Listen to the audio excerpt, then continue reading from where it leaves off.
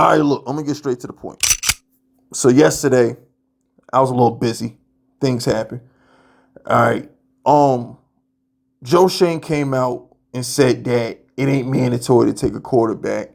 I guess his face lights up when you bring up Travis Hunter playing both ways, whatever. I don't want to hear that.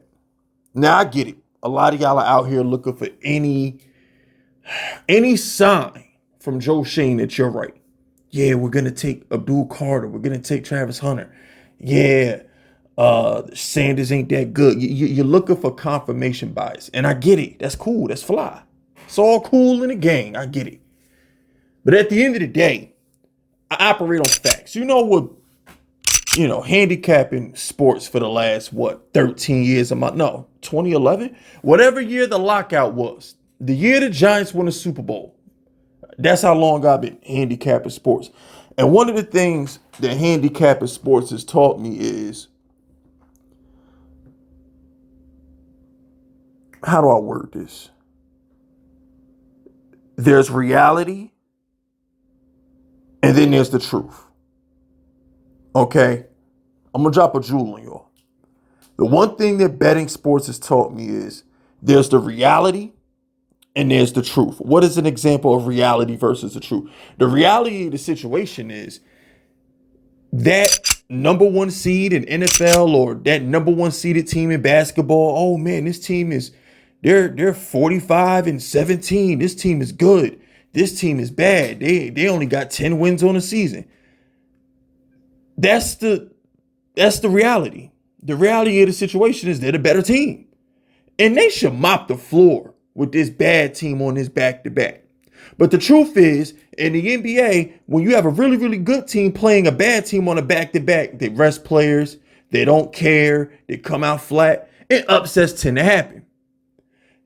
In football, the reality of the situation is if Josh Allen just pummels, I don't know, Lamar Jackson or Kansas City on Monday Night Football, if he has to then go and play a bum team on a short week on Sunday, there's probably going to be a letdown. So yeah, is Josh Allen and the Bills, I don't know, 7 points better than the Browns or the Tennessee Titans? Sure. But come Sunday, the truth of the matter is the Titans and the Browns are going to play them tooth and nail because the other team is flat. So I'm going to land the plane for you. The reality of the situation is this. Joe Schoen doesn't have to draft a quarterback. That's the reality. The reality of the situation is you bring in Russell Wilson, you bring in Jameis Winston, you are set at the quarterback for the next season. That's the reality of the situation. But here's the truth that y'all is fucking neglecting. Joe Schoen hasn't drafted a quarterback yet. Joe Schoen could be fired a year from now. The truth of the matter is that man's going to take his quarterback. The truth of the matter is that man's going to have to sell John Mara on a reason to come back in 2026. You can't go to John Mara and say, yeah, I'm going to draft a quarterback this year, John. I know I said I was going to do it in 24. I know I said I was going to do it in 25. But if you just bring me back one more time, I'm going to draft a quarterback.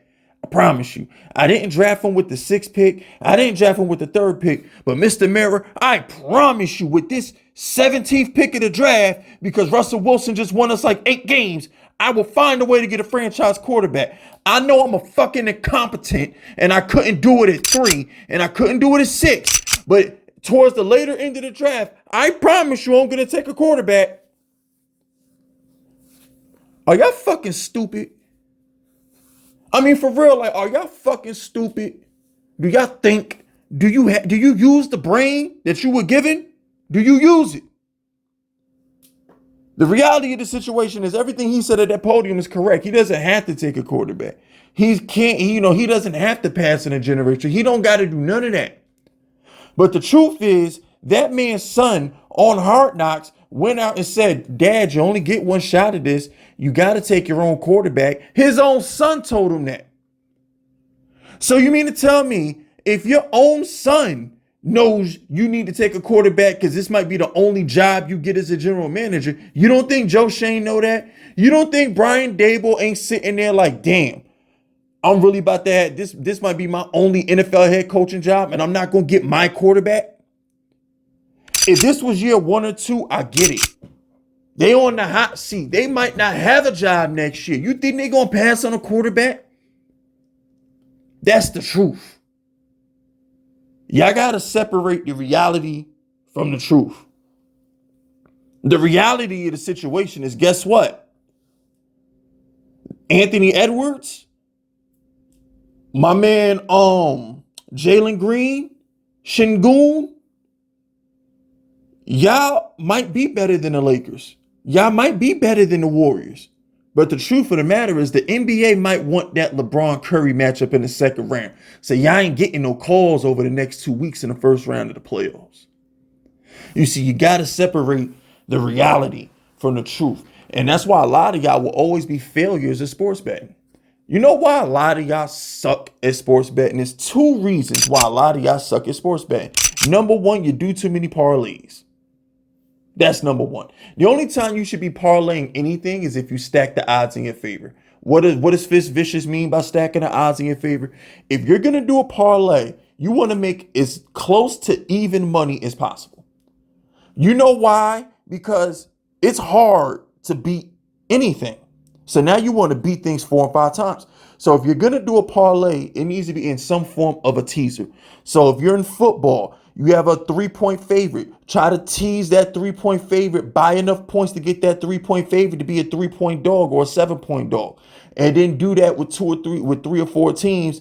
Get you a nice little parlay / teaser to pay you like -120. And you increase your chances to win. Okay? But the truth is, y'all cheat this shit like it's a lottery ticket. You go out here, you do these 5 to 7 to 10 team parlays. You want to bet $10 to win $10,000, and you wonder why you're a loser. You feel me? Another reason why none of y'all are ever going to be good at sports betting is because you don't bet bad teams. You can't make a living sports betting overs and betting bad teams. If you want to be a successful sports bettor, you got to learn to take the under. You got to learn to take the dog. That's just the reality of the situation. And the only way to do these things is to separate the truth from the reality. The reality of the situation is, yeah, it'd be nice to win $10,000, but it would also be nice to just take 500 and make 350.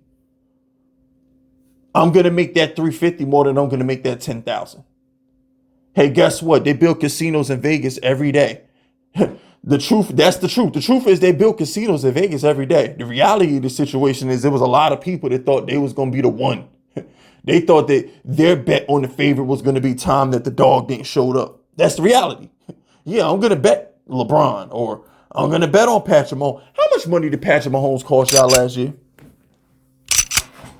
Yeah, I rest my case, right? How much money did Patrick Mahomes cost y'all last year? That motherfucker won like 14, 15 games and covered the spread like twice. Like, what are we talking about, big? So at the end of the day, I get it. I get it. He's going to sit there and say all the right things at the podium. That's his job. But the reality of the situation is he got Russell Wilson. He got Jameis. The reality of the situation is he doesn't have to take a quarterback. But the cold-hearted truth is he's human.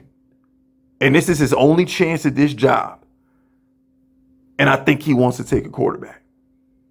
Y'all do what y'all want to do with that. I'm out of here. That's it. That's all. Hit the like button, hit the sub button, drop the FUs in the comments if you're rocking with me. My name is FiskVicious, and I approve this message.